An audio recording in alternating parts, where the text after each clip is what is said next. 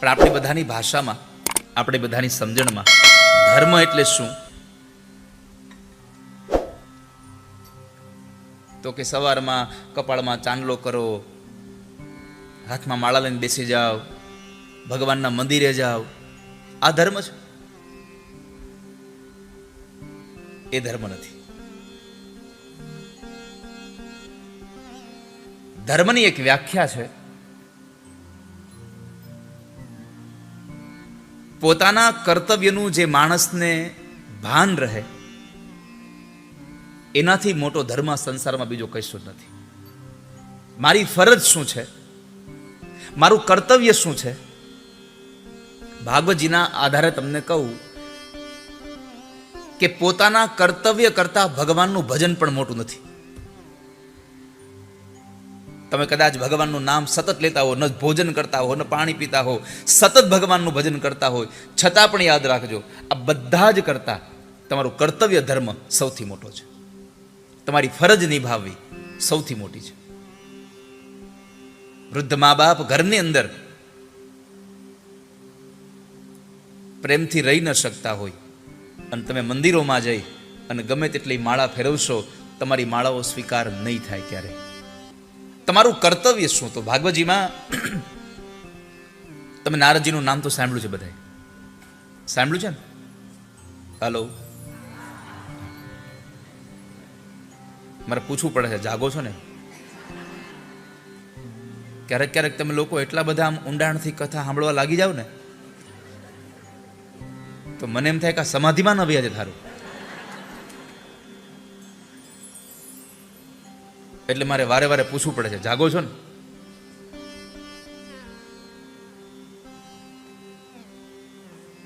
એકવાર એક જગ્યાએ કથા હાલતી દેવરાજભાઈ, અને એક બાપા પહેલી જ લાઈનમાં બેહી અને હજી કથા ચાલુ થાય ને ત્યાં હુઈ જાય. એટલે હું કથામાં આમ મને ખબર પડે કે દાદા હુઈ ગયા, એટલે હું કથા કરતો કરતો પૂછું, બાપા હુઈ ગયા? ના ના. ઓકે. આવું 2-3 વખત એને પૂછું, એટલે જ્યારે હોય તો કે ના ના. મેં એકવાર એને હુઈ ગયા નો પૂછ્યું, મેં પૂછ્યું દાદા જાગો છો ને? તો કે ના ના.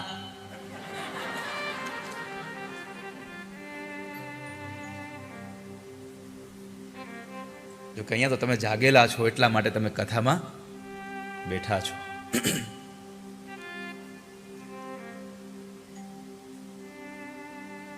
તો નારદજીની કથા તમે સાંભળી છે બધાએ.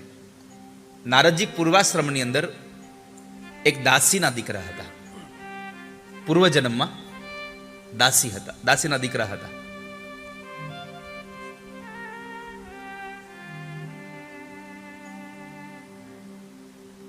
એના આગળના જન્મમાં એ ગાંધર્વ હતા.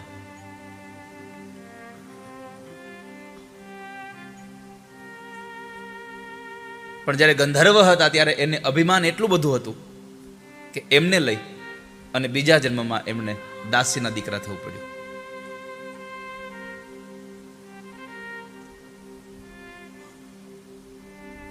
નારદજીની આ કથામાંથી આપણને એક સંદેશો મળે છે, બધું કરાય પણ જિંદગીમાં ક્યારેય કોઈ વસ્તુનું અભિમાન કરાય, ક્યારે અહંકાર ન કરશો. ચાહે તમને પરમાત્માએ જે વિશેષતાઓ આપી છે, અને તમને આ સંસારમાં જો કોઈ પતન તરફ લઈ જતું હોય, તમારું અહિત કરનારું કોઈ સાધન હોય, તો એ અહંકાર છે તમારો પોતાનો. જેટલું બહારનું કોઈ તમને વસ્તુ, કોઈ સાધન તમને નુકસાન નથી કરતું, એટલું તમારું અહંકાર તમારી અંદરનો તમને હેરાન કરે છે, તમને નુકસાન કરે છે.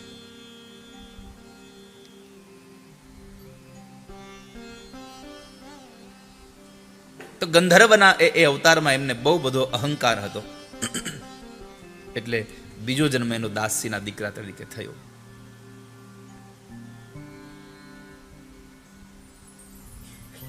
અહંકાર શું કરાવે? એક બહુ સારો શિલ્પકાર હતો. પથ્થરની એટલી સરસ મૂર્તિઓ બનાવે, લેશ માત્ર તમે ભૂલ ન કાઢી શકો. એમાં બરાબર એને એક વાર ખબર પડી કે મારું તો 2-5 મહિના પછી મરણ છે, મૃત્યુ છે. એટલે એમણે શું કર્યું ખબર? પોતાના જ જેવી 15-20 જેટલી મૂર્તિઓ કંડારી નાખી. અને એને ખબર પડી કે યમરાજના દૂતો લેવા આવે છે, તો જે મૂર્તિઓની લાઈન હતી ને એમાં ઊભો રહી ગયો. નખ શીખ પણ તમે ક્યાંય માથાના વાળ જેટલી ભૂલ ન કાઢી શકો. ખાલી બસ તફાવત એટલો કે જે માણસ પોતે હતો એ શ્વાસોશ્વાસની ક્રિયા કરી શકતો હતો, મૂર્તિઓ શ્વાસ લઈ નહોતી લઈ શકતી. આટલો જ તફાવત. યમના દૂતો આવ્યા, ચારે બાજુ જોવે તો કે અમને તો એક માણસને લેવા આવવાનું કીધું, આ તો 15-20 છે આવા તો અહીંયા. યમના દૂતો ઓળખી જ ન શક્યા. યમલોકમાં પાછા ગયા. યમરાજે પૂછ્યું કે મેં તમને લેવા માટે મોકલ્યો હતો ને, તમે લઈને આવ્યા? તો કે મહારાજ અમે ગયા, પણ તમે જેને લેવા માટે મોકલ્યો હતો એ ફોટાવાળો તો 15-20 જણા છે, લાવવો કોને એમાંથી? બને જ નહીં આવું. આ દુનિયામાં એક સરખા ક્યારેય કોઈ ભગવાને ક્યારેય બનાવ્યા? બીબા કહો કેટલા હશે અને રંગરેજ બેઠો ક્યાં હશે. તમે કલ્પના તો કરો, ઠાકોરજીએ કેટલા બીબા બનાવ્યા છે. હે, તો ખાલી તમે વિચારો તો એક જ બીબું હોત તો, એક જ હોત તો બધાના ચહેરા એક જ હરખા તો.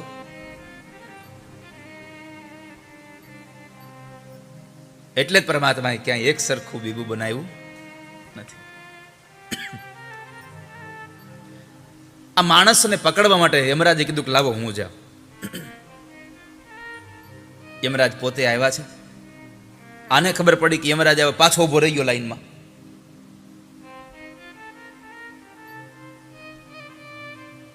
યમરાજે આવીને આમ બધી જ મૂર્તિઓને આમ નિહાળે છે અને કહે છે કે વાહ, શું શિલ્પકાર છે!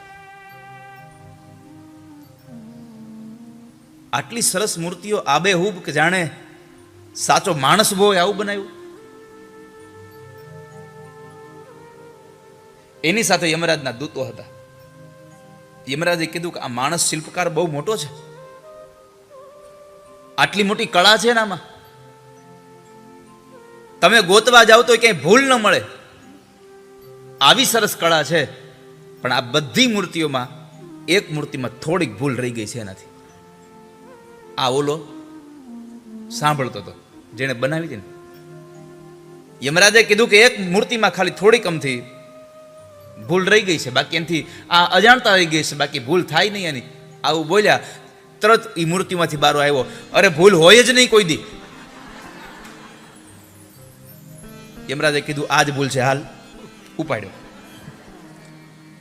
પોતાનું અહંકાર માણસને અધપતન તરફ લઈ જાય છે.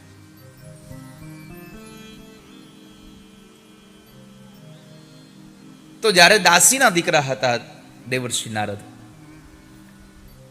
ત્યારે એના માતુશ્રી સાથે બ્રાહ્મણોના ઘરની અંદર કામ કરવા માટે જતા હતા. એમાં બરાબર ચાતુર્માસ ચાલતો હતો અને સંતો બ્રાહ્મણના ઘરે રોકાવા માટે આવેલા. એમાં ઘણા દિવસો સુધી સંતોની સેવા કરી. સંતો જમી લે એટલે જૂઠી પતરાવાળી લઈ અને એની માને મદદ કરાવે. આમ કરતા કરતા સત્સંગમાં એટલો રંગાઈ ગયો,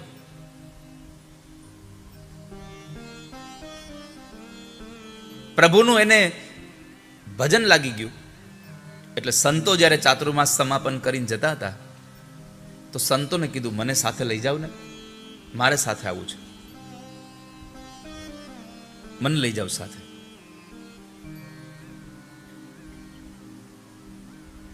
સંતોએ કહ્યું કે બાળક,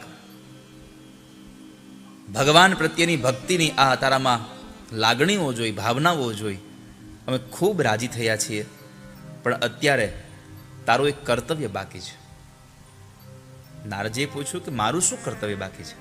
તો કહે છે તારી માં હજી જીવે છે તારી માની હજી સેવા કરવાનું કર્તવ્ય તારું બાકી છે, અને માની સેવા નું કર્તવ્ય જેટલું મોટું છે એના કરતાં ભગવાનની ભક્તિ મોટી નથી. અને પછી નારદજી ત્યાં રહ્યા. આ સંતો એને મંત્ર આપીને ગયા કે આનો તમે ભજન કરજો, તમને ભગવાનની પ્રાપ્તિ થશે. અને એ નારદજી ભગવાનનું ભજન કરતા કરતા એના માતુશ્રીને જ્યારે એક સર્પે ડંખ આપ્યો, એ મરણ પામ્યા. અને પછી એની ક્રિયાકર્મ કરાવી અને ભગવાનનું ભજન કરવા માટે નીકળ્યા હતા. સૌથી મોટો ધર્મ આ સંસારમાં કોઈ હોય તો પોતાના કર્તવ્યનું ભાન થવું, એ ધર્મ છે સૌથી. મારે કોની સાથે કેમ બેસવું જોઈએ, કોની સાથે કેમ વ્યવહાર કરવો જોઈએ, આ બધી જે ભાન થાય એ સૌથી મોટો ધર્મ છે.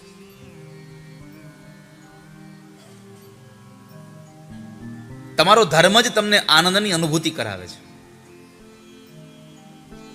આપણને પ્રશ્ન થાય છે કે ધર્મ કહેવાય કોને? શાસ્ત્રમાં બહુ બધા ધર્મના લક્ષણો બતાવ્યા છે.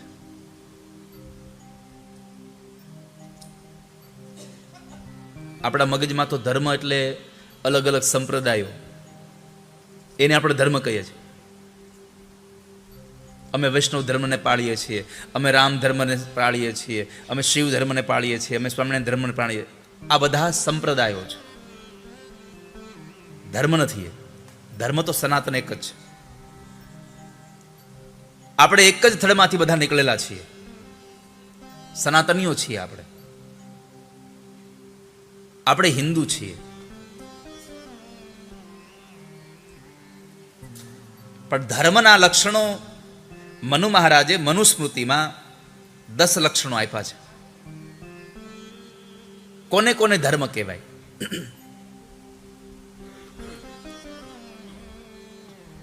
ધૃતિ ક્ષમા દમોસ્તેયમ શોચમિન્દ્રિય નિગ્રહ ધીર વિદ્યા સત્યમ ક્રોધો દશકમ ધર્મલક્ષણમ. ધર્મના 10 લક્ષણો આપ્યા. ધૃતિ પેલો ધર્મ છે. ધૃતિનો અર્થ છે ધૈર્ય. ગમે તેવી સ્થિતિ આવે એમાં તમારે ધૈર્ય રાખવું એ સૌથી પહેલો તમારો ધર્મ છે. અને જે માણસ ધીરજ રાખે છે એ માણસ આજ નહીં તો કાલ, કાલ નહીં તો પછીના સમયમાં પણ ધીરજ રાખનારો માણસ સફળ થાય છે. માણસ ધીરજ રાખવો જોઈએ. કેટલી ધીરજ રાખવી જોઈએ? એકવાર સ્વામી વિવેકાનંદજીને પ્રશ્ન કર્યો કે તમે બહુ ધીરજની વાત કરો છો તો ધીરજ કેટલી રાખવી જોઈએ? તો કે જ્યાં સુધી રહે ત્યાં સુધી ધીરજ રાખવી જોઈએ. એમાં થોડોક ભણેલો માણસ હતો. એણે પૂછ્યું કે મારે આ નદીનું પાણી આ કિનારેથી લઈ અને સામે કિનારે લઈ જવું છે, અથવા તો આ નદીનું પાણી મારે અહીંયાથી લઈ અને સામેના એક વૃક્ષ સુધી લઈ જવું છે છાયણીમાં ભરીને.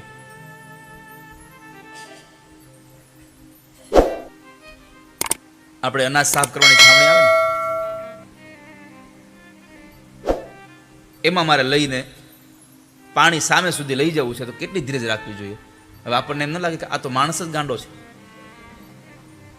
કઈ છાવણીમાં પાણી લઈ જવાય? કેટલી વાર ટકે? આનો જવાબ કેમ દેવો? સ્વામી વિવેકાનંદે કહ્યું કે ત્યાં સુધી ધીરજ રાખો જ્યાં સુધી આ પાણી બરફ ન થઈ જાય. પાણી બરફ ન થઈ જાય ત્યાં સુધી ધીરજ રાખો, પછી તમે એને સામે કિનારે લઈ જજો. તો ધૃતિ છે એ ધૈર્યનું એ ધૈર્ય છે. માણસ ધીરજ રાખે, ગમે તેવી સ્થિતિ થાય પણ ધીરજ રાખે માણસ. બીજું ધર્મ છે ક્ષમા. કોઈને આપણે માફ કરતા શીખી જઈએ.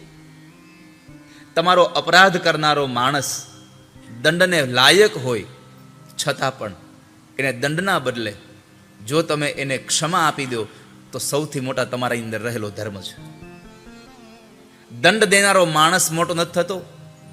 દંડને લાયક હોવા છતાં પણ એને ક્ષમા કરી દે, એને માફ કરી દે, એ માણસ સૌથી મોટો છે આ સંસાર. તો ક્ષમા. ત્રીજો એક લક્ષણ છે મનનો નિગ્રહ. માણસ મનનો નિગ્રહ રાખે. મન ઉપર સંયમ રાખે, એક ખાલી મન જીતાઈ જાય ને તોય ઘણી બધી વસ્તુઓ સહેલી થઈ જાય. તો માણસ મનનો નિગ્રહ કરે. અસ્તેય ચોથું લક્ષણ છે અસ્તેય. અસ્તેયનો અર્થ છે ચોરી. ચોરી ન કરવી. ચોરી એટલે ખાલી સંપત્તિની જ નહીં, કોઈના વિચારોની ચોરી ન કરવી. સારા વિચારો હોય તો ઠીક છે. બીજું, ઘણી વખત તો આપણે તમે જુઓ તો લોકો અત્યારે તો કેટલું ચોરી કરે. કોઈકે બનાવેલી કવિતા હોય એમાં નીચેથી નામાકરણ કાઢ નાખીને પોતાનું નામ નાખી દે, પોતે કવિ થઈ જાય. ચોરી ન કરશો ક્યારેય. પાંચમું લક્ષણ છે શૌચ, પવિત્રતા. માણસ પવિત્ર બને, ખાલી શરીરથી પવિત્ર નહીં, માણસ મનથી પણ પવિત્ર થવું જોઈએ. તમારા કપડાં મેલા હશે ને, કપડાં સમાજ એનો સ્વીકાર કરી શકશે, પણ તમે મનના મેલા થશો તો સમાજ તમારો સ્વીકાર નહીં કરે. આ સંસારમાં જેના કપડાં મેલા છે એનો ભરોસો કરાય, પણ જેના મન મેલા છે એનો ભરોસો કોઈ દી ન કરાય. આપણી ભાષામાં છે આ પેટ મેલા છે.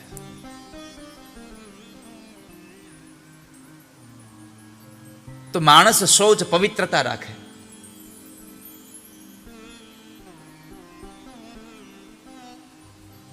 પવિત્રતા ખાલી શરીરની નહીં, મનની પવિત્રતા. શરીરને પવિત્ર કરવા માટે થઈને સ્નાન અગત્યનું છે, મનની પવિત્રતા માટે થઈ અને સત્સંગ જરૂરી છે. પરમાત્માની ભક્તિ જરૂરી છે. જેટલો સત્સંગ થશે એટલું મન આપણું નિર્મળ થશે, પવિત્ર થશે. માટે સત્સંગ કરો. જ્યાં જ્યાં પણ સત્સંગ થઈ રહ્યા છે ત્યાં જવાનો આગ્રહ રાખો. જેટલી વાર જવાય ને એટલી વાર સત્સંગને ન છોડશો ક્યારેય. ઘણા લોકો કહેતા હોય ભાઈ હવે અમારે નવરાઈ જ નથી. જોકે ઘણા પાસે તો મરવાની નવરાઈ નથી.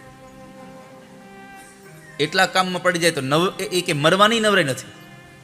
સત્સંગથી માણસનું મન પવિત્ર બને છે.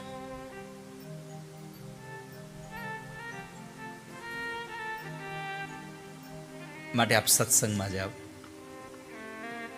સત્સંગથી વિચારો બદલે છે.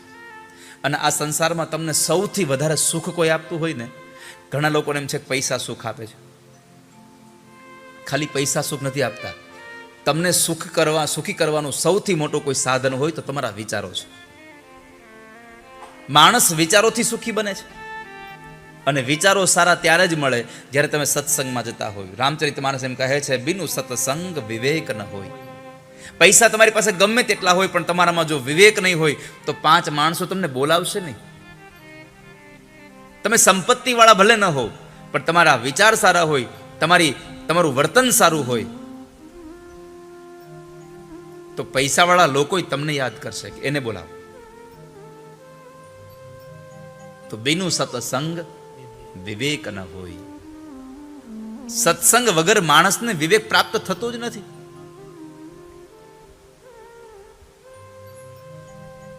અને એ સત્સંગથી આપણે પવિત્ર થતા હોઈએ છીએ.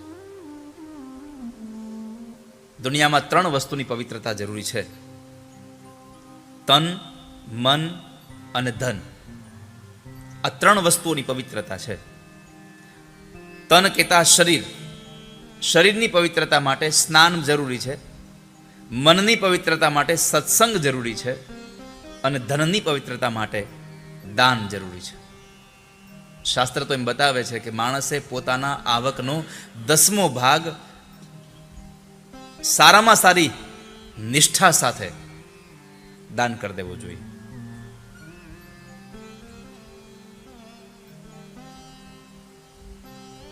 તો માણસ દાનથી પોતાની સંપત્તિને પવિત્ર બનાવે. બાકી સંપત્તિને જવાના માર્ગો 3 છે. ક્યાં માર્ગે તમારે મોકલવી એ તમારા હાથમાં છે. સંપત્તિ 3 જ માર્ગોથી જાય: ભોગ, દાન અને નાશ. કાં તો તમે પ્રાપ્ત કરેલી સંપત્તિને તમે ભોગવી લ્યો. નહીં તો ઘણા લોકો સંપત્તિ મેળવે બહુ પણ વાપરી ન હોગે, પછી પૈસો ભેગો બહુ કરે, વાપરી ન શકે અને છોકરાને કહેતોય ન જાય કે મેં ક્યાં મૂક્યા છે. અને પછી આપણે મકાન બનાવવું હોય ને આમ જમીનમાં પાયા કરીએ તો અંદરથી કાંઈક નીકળે આપણે કે લે હાલે, અમારે તો લક્ષ્મીજી નીકળ્યા.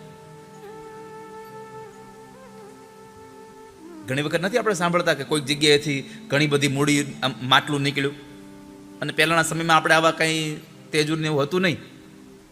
ગામડામાં તો મેં સાંભળ્યું છે કે રસોઈ બનાવવાનો ચૂલો હોય ને, એ ચૂલાની બહારને એક આટલો કમતો ભાગ, એને તમે શું કહો? કારણ કે 12 ગાવે બોલી બદલે, એને શું કહેવાય ગજેન્દ્રભાઈ? ચૂલો હોય આપણે, તમે જોયો ચૂલો? તમે તો જોયો છે, મારી મોટા થયો તો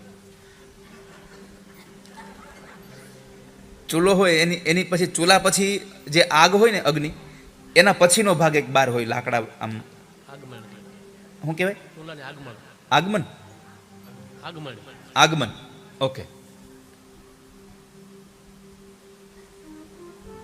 તો ઘણા લોકોએ તો એ જે બેનો છે ને, રસોઈ બનાવ્યા પછી જે લાકડું કોલસો બળ્યો એની જે રાખ થઈ હોય ને, એને બહાર ખેંચી લે, અને એ જ્યાં હોય ને એની નીચે અંદર ખાડો કરીને એમાં એને ધન દાટ્યું હોય.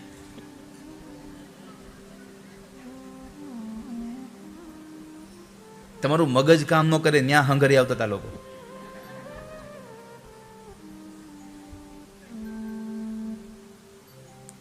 તો પેલી સંપત્તિને જવાનો માર્ગ છે ભોગ.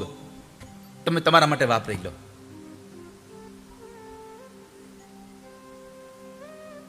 બીજો માર્ગ છે યથોચિત જગ્યાએ એને દાન કરતા જાઓ. અને ત્રીજો માર્ગ છે નાશ. સંપત્તિ કા ભોગથી જશે, કા દાનથી જશે, અને કા નાશ થઈ જશે. હવે તમને થાય નાશ છે નહીં થાય?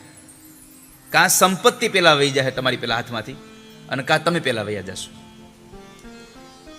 તમારી જ મેળવેલી સંપત્તિ તમને કામમાં ન આવે તો સંપત્તિ કામની શું છે? જેટલું કમાવો છો ને, જેટલી સંપત્તિ ભેગી કરો છો, બધી જ અહીંયા મૂકીને જવાની છે.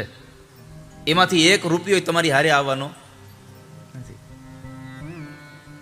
તારા મોટા મોટા બંગલા રે, મોટર ને ગાડી વાડી, તારા મોટા મોટા બંગલા રે, મોટર ને ગાડી વાડી, તારા મોટા મોટા બંગલા રે, મોટર ને ગાડી વાડી, તારા મોટા મોટા બંગલા રે, મોટર ને ગાડી વાડી.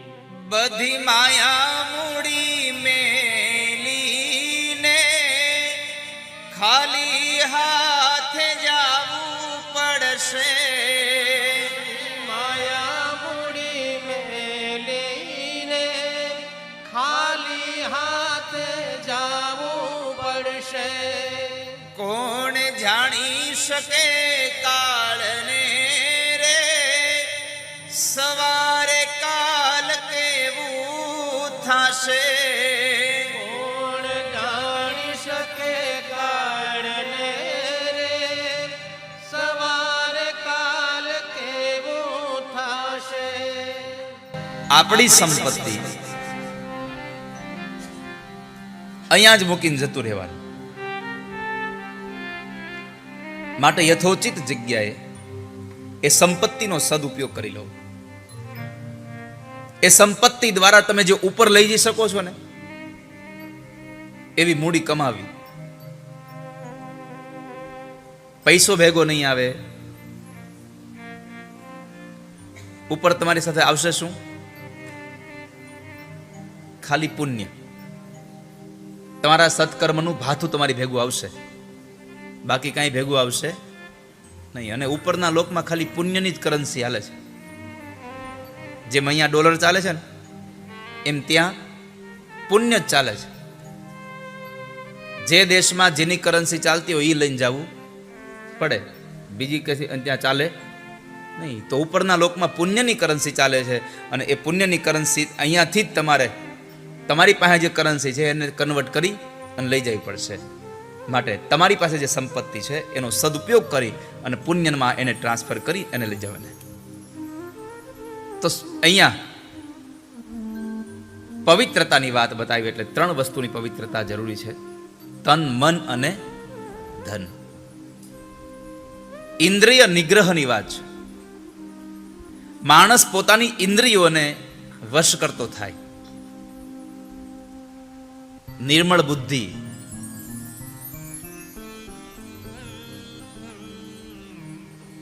ત્યાર પછીનો એક ભાવ છે વિદ્યા. વિદ્યા કેવી? કોઈકને ખાડામાં ઉતારી દે એવી ના. ધર્મનું લક્ષણ સત્ય. માણસ સત્યનું આચરણ કરે. અને સત્ય બોલવાનો એક ફાયદો છે, તમે શું કીધું નહીં તમારે યાદ નહીં રાખવું પડે. ખોટો જવાબ દો કોઈને તો 2 વર્ષ કે પછીના સમય તમને એક માણસ ફરી પાછો પૂછે કે આ પેલું આપણે સાંભળ્યું તેનું શું હતું, તમે કહેતા હતા ને કઈ, તમારે યાદ કરવું પડશે કે મેં ત્યારે હું જવાબ આપ્યો હતો. જો ખોટો જવાબ આપ્યો હશે તો તમારે યાદ રાખવું પડશે. માટે જો સત્યનું આચરણ કરશો તો તમારે જિંદગીમાં ક્યારેય યાદ નહીં રાખવું પડે. અને સત્યનો કેટલો પ્રભાવ છે. મહાભારતમાં ધર્મરાજ યુધિષ્ઠિર એટલા સત્યવાદી હતા, ક્યારેય અસત્યનું આચરણ નહોતું કરવું. એટલે એ જ્યારે એનો રથ ચાલતો ને તો એના રથના પૈડાઓ જમીનથી 1 વેત અધર ચાલતા. ધર્મરાજ યુધિષ્ઠિરનો રથ જમીન ઉપર નહોતો ચાલતો, એમ જ ચાલતો હતો. પણ ખાલી એટલું જ અસત્ય બોલ્યા. જો કે અસત્ય નથી બોલ્યા. નરોવા સંજોવા, આટલું ખાલી બોલ્યા અને રથ નીચે પડી ગયો, જમીન ઉપર ચાલવા લાગ્યો. સત્યની કેટલી તાકાત છે આ સંસારમાં. અને તમારામાં સત્ય હશે ને તો બીજું બધું જ તમને આપોઆપ તમારી પાસે રહેવા માંડશે. એકવાર એક રાજા હતા. રાજા સવારમાં બરાબર પોતાના રૂમની અંદર બેઠા છે, ત્યાં ઓરડામાંથી એક સ્ત્રી નીકળે છે. એટલે રાજાએ પૂછ્યું કે તમે કોણ છો, ક્યાં જાઓ છો? તો કહે છે મારે હવે તમારા ઘરમાં નથી રહેવું. પણ તમે છો કોણ? મારું નામ લક્ષ્મી છે. રાજાએ કીધું કંઈ વાંધો નહીં, આપ જાઓ. તમને ન રહેવું હોય તો મારે અહીંયા પરાણે તમને રોકવા નથી જબરદસ્તી, આપ જઈ શકો છો. ગયા. બીજો એક પુરુષ બહાર નીકળે છે. એટલે એને પૂછ્યું કે તમે કોણ છો? તો કહે મારું નામ દાન છે. તો કે તમારે કેમ જવું છે? તો કે લક્ષ્મી નથી તો હવે તમે લક્ષ્મી વગરનું દાન શું કરશો? એટલે મારે જતું રહેવું છે. રાજાએ કીધું કંઈ વાંધો નહીં, જતા રહો. વળી પાછો એક પુરુષ નીકળ્યો. એને રાજાએ પૂછ્યું કે તમે કોણ છો? તો કહે છે મારું નામ કીર્તિ છે. તો કે તમારે કેમ જવું છે? તો કે જ્યાં લક્ષ્મી ન હોય ત્યાં દાન ન થતું હોય, જેનું દાન ન થાય એની કીર્તિ શું રહે? એટલે મારે જતું રહેવું છે. રાજાએ કીધું કંઈ વાંધો, તમે જઈ શકો છો. ફરી પાછો એક પુરુષ બહાર નીકળ્યો. પૂછ્યું તમે કોણ છો? તો કે મારું નામ સત્ય છે. નથી લક્ષ્મી, નથી દાન, નથી કીર્તિ, પછી મારા અહીં રહીને શું કરવું? રાજાએ પ્રાર્થના કરી કે લક્ષ્મી નહીં હોય તો ચાલશે, મારી પાસે દાન દેવાનું કોઈ સાધન નહીં હોય તો ચાલશે, મારી પાસે મારી કીર્તિ નહીં હોય તો ચાલશે, પણ મારી પ્રાર્થના છે બધાને જવું હોય તો ભલે જાય, તમે મારા ઘરની અંદર ફરી પાછા તમે રહો, તમે બહાર ન જાઓ. સત્ય ફરી પાછું અંદર રહ્યું. અને જ્યાં સત્ય હતું તો શાસ્ત્રોમાં લખ્યું છે